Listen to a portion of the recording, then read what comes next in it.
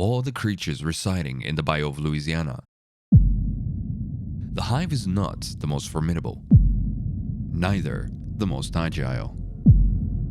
They are underestimated though, and your whole body will be left bursting with injected poison.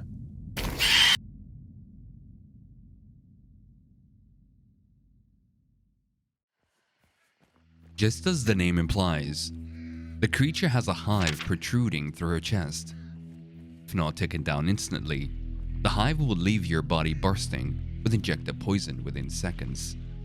Only the hive's death, being the hive mother, would stop the relentless attacks of the insects, and a clean shot through the head would do just the trick. Due to its body's position though, a challenge to perhaps most experienced marksmen.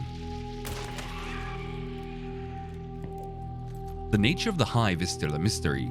The one fact is certain. A hive is always cited to have the appearance of a female bearing the same resemblance of a person named Ada Ruth Shell, a survivor of the first ever recorded hive appearance that later became a hunter of the American Hunters Association to find her lost siblings. Ada Ruth had just turned 13 on the day of the attack, but in her interview, she describes it as any other day. Living within one room, a leaky roof, and 6 other siblings laying around wherever space was provided. No food, and one grieving mother who just lost her newborn and her husband. Life was hard for her and her family. No room nor needs for idle happenings such as birthday celebrations. Ada's mother was fanning away flies as she was nervously chewing on her nails, a nervous habit of hers according to Ada. There was no cover from them due to the house having no glass nor paper on the windows. Ada last remembers seeing a fly in her mother's finger. It seems to all happen so fast afterwards. Room suddenly was filled with locusts. Her siblings started panicking while her mother was covered by them from head to toe. Ada could not take a breath without getting them in her mouth. Unable to bear the sight of it all, Ada cowered in a corner and covered her eyes and mouth. But she could hear it all. Sound of dozens of insects storming in, the screams of her siblings as they swung and cowered, the cracking and ripping of her mother's torso splitting in two, revealing her ribcage. Viola and Lily, her 2 younger siblings, had attempted to run for the trees, unwillingly distracting the hive towards them. They did not get far, and what was left of their tiny bodies was not a sight for seeing.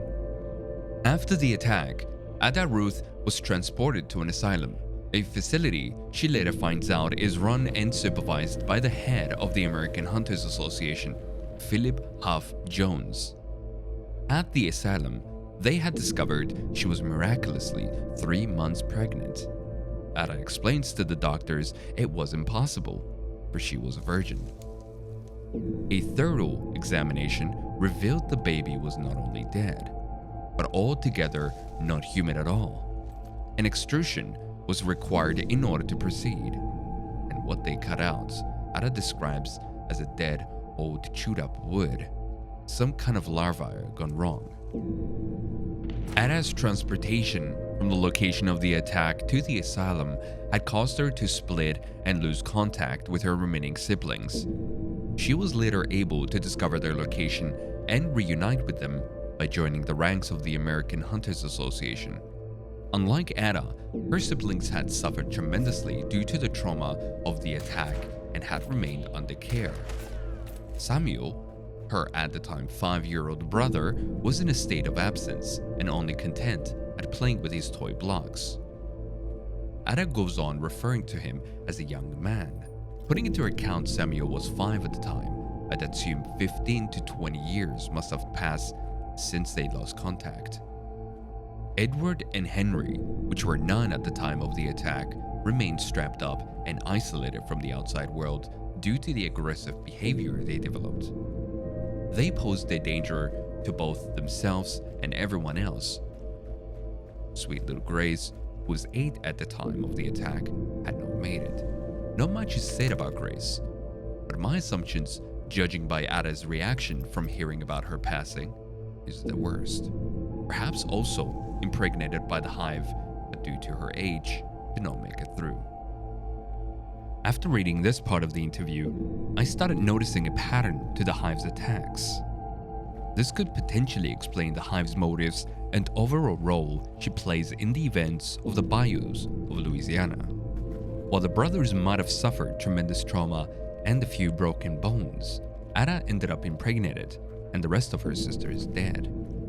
It might not have been luck or her sisters distracting the Hive that spared Ada, but the fact that unlike the brothers, the Hive can impregnate the sisters.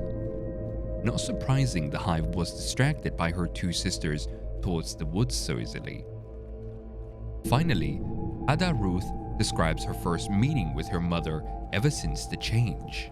Her and the Hive's resemblance took Ada by surprise, causing her to hesitate, which resulted in her missing the shot and losing one of her arms.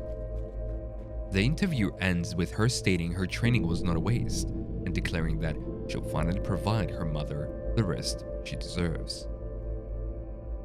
Placing all the pieces together and the fact that all Hives resemble Ada and her mother could potentially prove Ada's mother was indeed the first ever Hive. Her DNA might be affecting the change of every other female impregnated by her. Another theory I encountered might sound a bit lazier at first, but it fits the puzzle. It's simply the workings of whoever or whatever might be pulling the strings in the events transpiring in the bayou of Louisiana. These events might seem at first as a plague or zombie outbreak. In a sense, you'd be right to believe that. But what actually lies beneath the filth and rot is a being we came to call the Sculptor. An immaterial being we believe so powerful, it renders it capable of corrupting and possessing the bodies of whoever steps foot in the bayou of Louisiana. Immaterial, meaning incorporeal, spiritual, not of this plane of existence. Many clues and hints indicate that the Sculptor is a Lore of Haitian or Louisiana Voodoo. Lore are the spirits of Haitian Voodoo, a spiritual belief of African traditions and practices. Louisiana Voodoo, also known as New Orleans Voodoo, developed from the traditions of the African diaspora in Louisiana. Unlike some popular beliefs though, Lore are not deities or gods, neither sacred nor divine. They are intermediaries between our realm and their own realm, a realm mostly material, each with their own personal likes and dislikes, rituals and songs, each with their own mode of service. But if every Lore has their own modes of service, motives, and goals, what could the Sculptor's ambitions be?